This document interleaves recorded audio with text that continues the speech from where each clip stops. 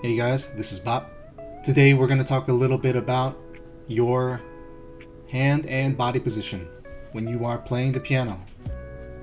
We want to talk about positioning in terms of ergonomics and how we achieve a healthy sitting position, a healthy hand position.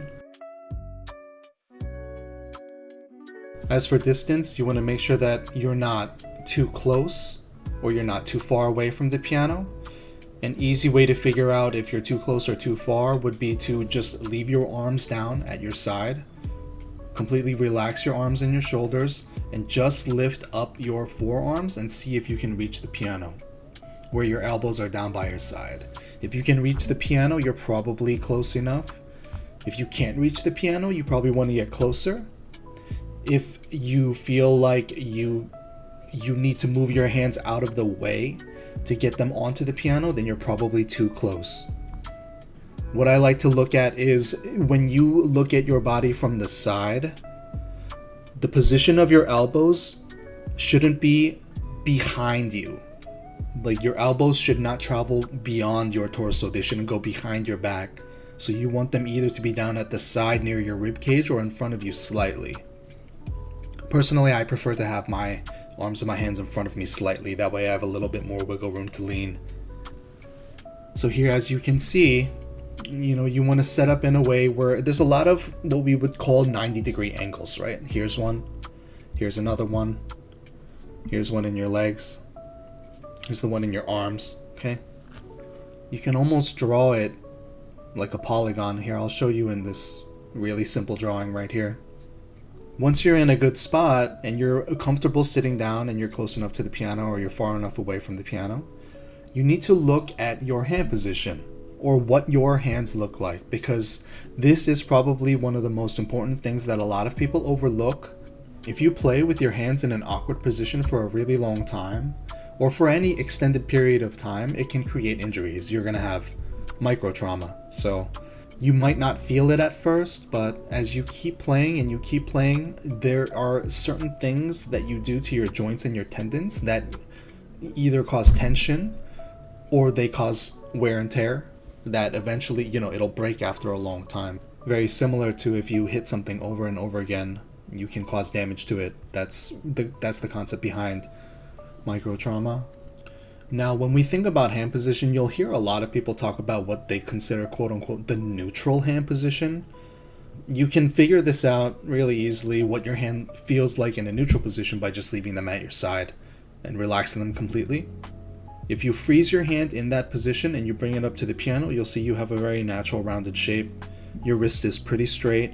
Your fingers are slightly bent, slightly curved, not too curved.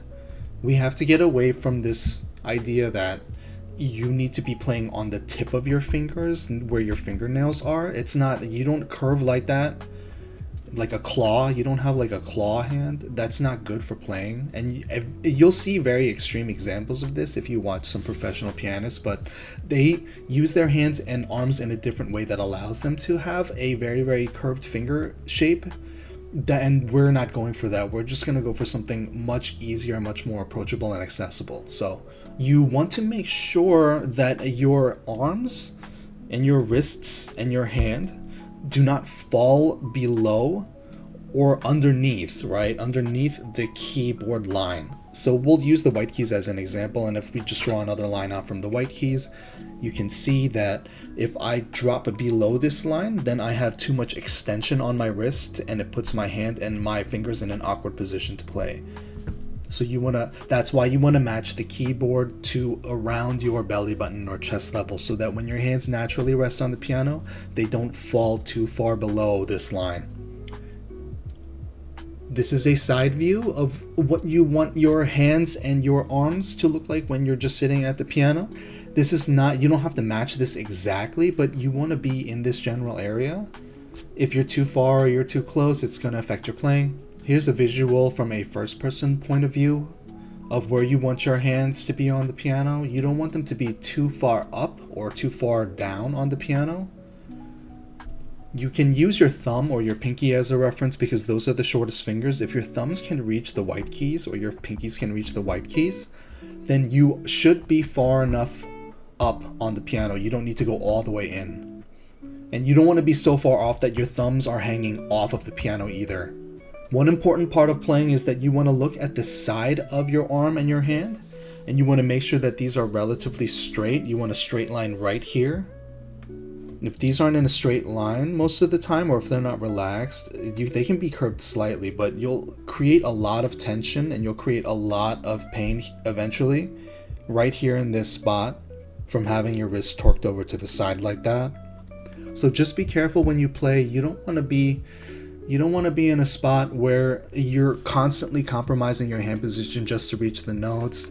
Eventually later on, this is just the very, very basics. So when you play things that are much stretchier, or you play things like octaves all the time and you play very large chords, your hand position is going to be different and you're going to need to adjust accordingly. But for very, very simple playing or basics, when you start out as a beginner and you're just in 5-finger position, or just you're not moving a lot on the piano, you want to establish a really good static hand position.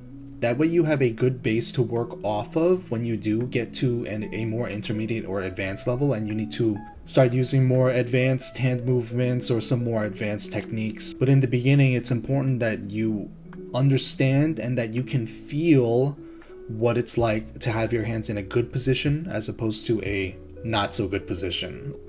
And that's it for the basic positioning of your hand and your body. You want to try to get your hand positioning and your body to be very, very natural. You want this to feel like a normal position that you just automatically go into every time you play the piano. You don't want to have to think about it every time. It would be a good idea to emulate this if you are sitting at a regular desk, or if you sit at a desk. It'd be good to try to get your desk height to the same height as your piano keys around your belly button or your chest. That way when you type on a computer or on a keyboard like a laptop or something, you can think about, hey, my hands are here, my wrists are straight, my arms are relaxed. It'll transfer over quite nicely to any sitting position that you have. So if you have any more questions about your basic hand position and body position, please feel free to ask me in the comments below. Or if you just liked the video, please leave a like and subscribe. This is Bob.